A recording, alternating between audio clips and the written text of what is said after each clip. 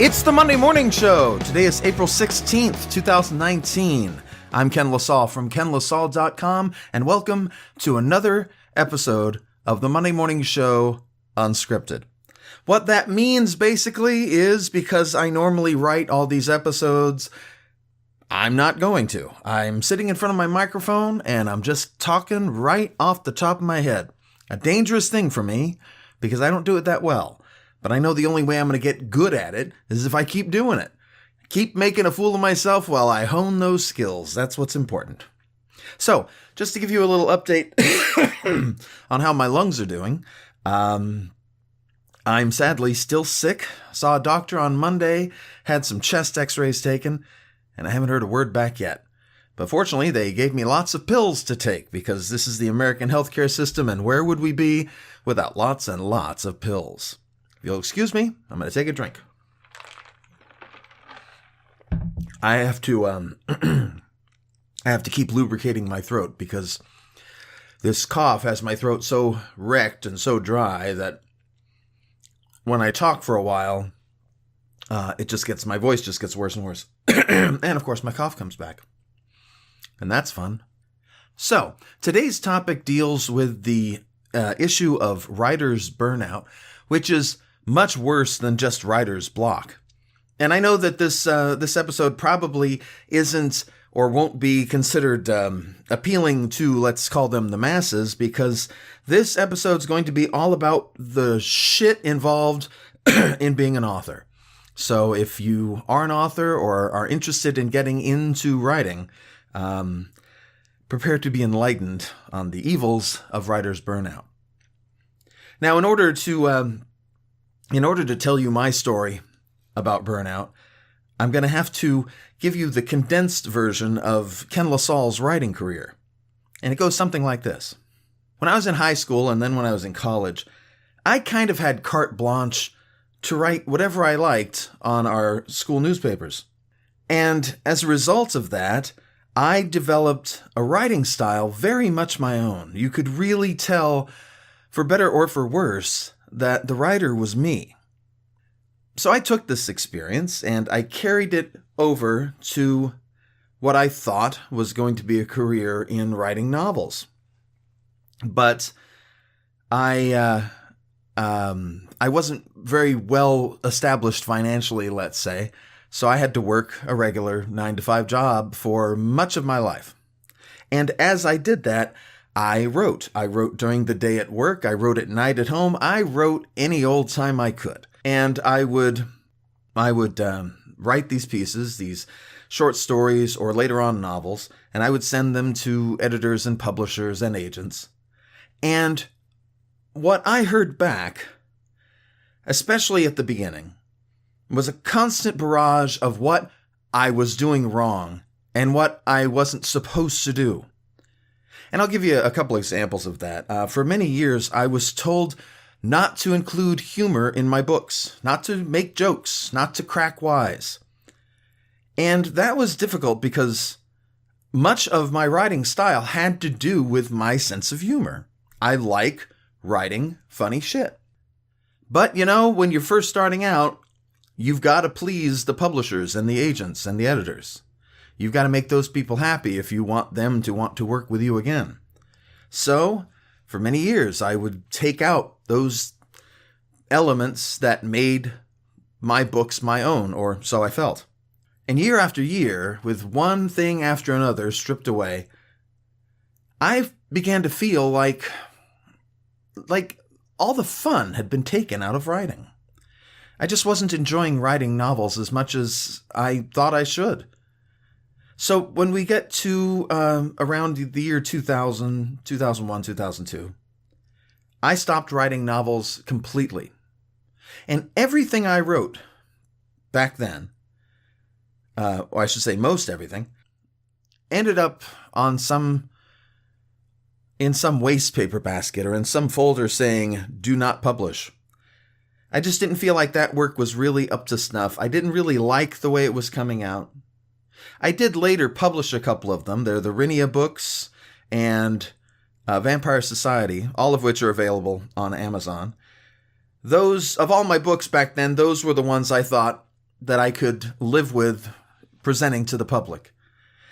So, and that was much later. That wasn't until like 2012 when I first started self-publishing. But in the 10 years or so in between, I took a break from writing novels and went to writing plays because I could have fun in plays. I was just writing dialogue, and people, well, I should say, I thought people would like to have jokes. But again, I was told by agents and producers and directors, I was told things like, there's too many jokes. This is too jokey. And I just didn't understand that with comedies. Could never understand why people wouldn't want funnier comedies. But after about 10 years writing plays, I wasn't moving forward as much as I thought I should. Mostly because when you work in local theater, and in my case, local theater is Orange County and Los Angeles County and surrounding areas. Even up to San Francisco, I'd produced up in San Francisco. It's all political. It's all about who you know. You could write the best play, and I'm not saying I did, but I've seen a lot of playwrights, and you just don't get any traction because you have to know the people who are going to produce your work. You've got to get other people to do it for you. So you got to know people. And I am famous for not knowing anybody. I mean, it doesn't help that I'm not good with names. I'm probably a little off-putting that way. But after about 10 years of pursuing playwriting, I decided it just wasn't moving along. And that brought me to around 2012. And I thought to myself, if I could bring all the fun from playwriting, because I had a lot of fun playwriting, if I could bring all that fun into my novels, if I could somehow relocate it into my novels, it would make my novels so much more enjoyable to read. And I'm just talking about for me here. And so I wrote books like Worm Food Island and Heaven Enough and The Breakthrough and a lot of other books. And I really enjoyed, I love The Breakthrough and I love work of art, and Worm Food Island is just gross and sick and disgusting. It's a lot of fun. But after, from 2012 to 2019, or even 18, 17, so let's say about 5 years, I realized that as much as I was enjoying writing the books, they just didn't sound right to me when I recorded them in audio. The audiobooks of mine that performed the best have so far been those books that I read as myself. So nonfiction or monologues. And the ones that I read in character, such as novels, when I produce the audiobooks for those, even if I get them technically as good as I want to get them, I felt like there was something missing. And it really bothered me. And 2 years ago, I ran into my first bout of burnout. And I knew it was burnout because, well, first of all, I don't get writer's block. I'm very fortunate. I can work a lot, and I don't have issues like not being able to write. That's just never been a problem. So when I first felt burnout, it wasn't just, I can't think of something to write. It was an intense pain, an existential kind of ennui that made it not only impossible to write, but impossible to even think about writing. And it kind of freaked me out. And it lasted about 2 weeks. And for about 2 weeks, I didn't know what was going on. I couldn't tell head from tails. But it passed, and I thought, okay, well, that's good. I'm done. And I got back to work. And then last year, right around July or June, it hit again. And I could kind of feel it coming. I kind of saw it in advance, coming down the road. And I was able to let my wife know, I don't know if I'm going to be able to work for a little while. She knew all about burnout. I'd explained it to her. And so it came, and I thought, well, it'll pass in 2 weeks, just like last time. And it took a month. It was an awful month. I work so much, and writing is so much a part of who I am now, that if I can't work, it's like I can't breathe. And it's really frustrating. And I hope I'm not downplaying this. I don't know if I should use stronger language. When you have burnout, it's almost as if your ability to write has been burned out of your brain. You're lacking something that was a really big part of you just a short while ago. It's almost as if somebody cut out your heart. And it's a physical experience. It's not just mental. You're miserable all the time. You've been disconnected from that holy source of magic that is writing. Something you've been tapped into. You're disconnected. And that's how you feel, just disconnected. So it took a month for it to pass last year. And I think I told Vicky at the time, or at least I thought at the time, that if this happens again, I don't know what I'm going to do. Because, the second year was longer than the first, and the third I felt I was doomed. So I got to the beginning of this year, and I could feel it coming last time, but this time I could see it charging like a bull. I knew burnout was coming, and it wasn't a pleasant bit of information. I wrapped up whatever projects I had and braced myself. And actually, before I wrapped up all my projects, it hit. It hit towards the end of January. And I couldn't work. I couldn't think about work. I readied myself to hike the PCT. I started training for the Pacific Crest Trail. And I didn't write in February, and I didn't write in March. And then I got this stupid cold and this stupid cough that still hasn't gone away. But about a couple weeks ago, I was lying in bed one night.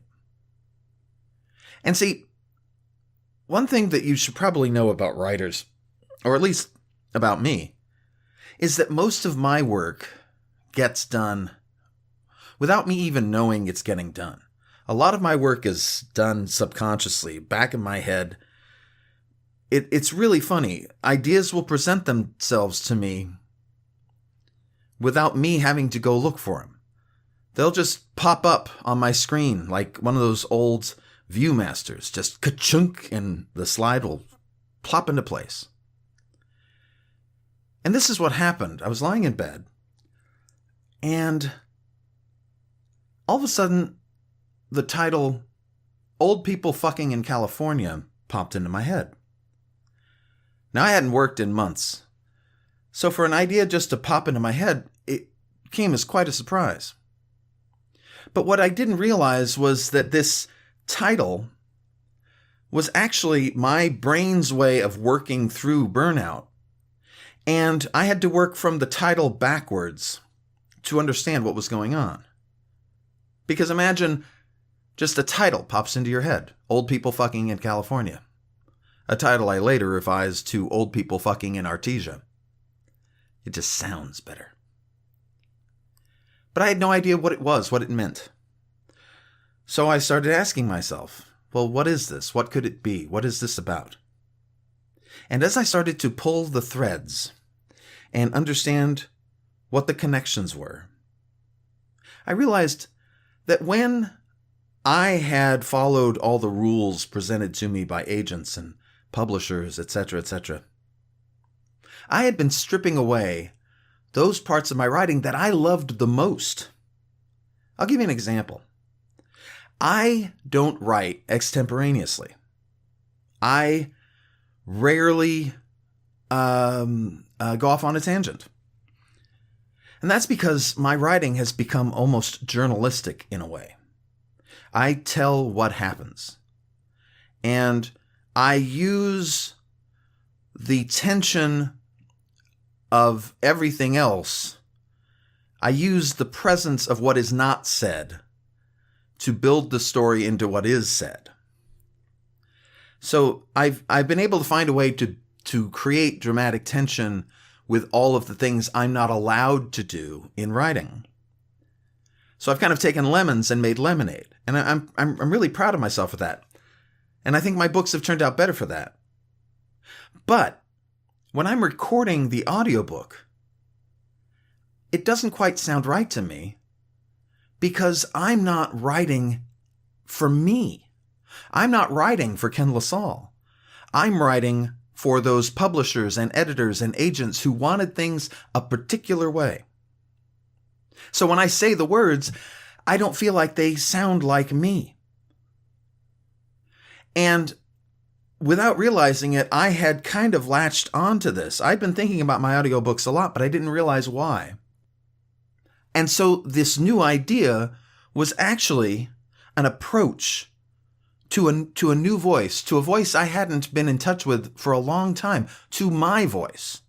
It was a way of writing for me, of writing for, if I may sound cocky for a moment, for the artist. You know, every time I've recorded an audiobook for one of my novels, I felt as though there was the writer Ken, the actor Ken, the director Ken, and the producer Ken, and sometimes more. A lot of disjointed people working to one end. It never just felt like me. And then this book, well, this idea, Old People Fucking in Artesia, this idea popped into my head. And I could hear, as if from far away, this book start to unroll, unravel, unspool in my head. The words just start flowing. And the voice I'm hearing is my own. And I realize I found a way to restore my voice to my books. And now this is not to say that all of my books will utilize my voice. I think when it comes to books that aren't being recorded into audio, I think the style that I've established is a very effective one for reading, but not for performing. So when I write in this new style, when I write in my own voice, that will only be for audio. So I've come out of burnout. And what I've realized is that in my case, and hopefully if you're experiencing burnout, hopefully in yours as well, that there's more to burnout than just, I can't do this anymore, please let's stop. It's a way my brain used. It's a tool my brain pulled out of its trunk to resolve problems that were bothering me in the back of my head, to resolve a career that was doing okay, but I still hadn't been able to find a way to speak as me. And I'm 53 years old. I've been doing this for a while. So it's nice that I've been able to find a way to come back to myself, essentially. And to be able to look down the road and to be able to see projects down the road that are going to be so much fun because I will be able to speak as me. I'll be able to use the fullness of my own voice. And so that's my burnout story. I still won't be doing any writing until after I get back from the PCT or after I get over whatever this cough is. I want to really make sure I've got all my ducks in a row, do one thing at a time. And when I get back from the Pacific Crest Trail, I am burning with the desire to work. I can't express how excited I am about the next few years. And just to give you some idea, my excuse me, my schedule after I return includes the release of the third Heaven book, which is Heaven for Now. And then after that, I will be sitting down at my desk for a few months, and I'm going to just be writing. Now, one of the agreements that I had to reach with my wife, who really wants me to survive this career as an author and not destroy myself. One of the agreements that I had to make with her that was that from now on, I will write no more than 2 new books a year. I could probably do more, and I've done more in the past, but I overwork myself to the point where I get things like burnout. So to prevent that in the future, I'm going to treat myself a little bit better. 2 books a year is 14 books by the time I'm 60 or something like that. 14 books. There's about 5 more left in the breakthrough. 5 more books left in the breakthrough. About 4 more books left in work of art. So that still leaves 5 books to do with whatever I like. To write something as absurd as old people fucking in Artesia. And the thought of all that fun out there on the horizon just makes me impatient for it to get here. So that's my writer's burnout story. I hope if you're an author that your career is treating you well. And I hope if you're not, and you want to be, you'll find something better to do with your time. I love writing. I love the career of an author, but I would not wish this not on too many people. Until next time, be good to yourself, be kind to others, and let's make this world a better place for authors.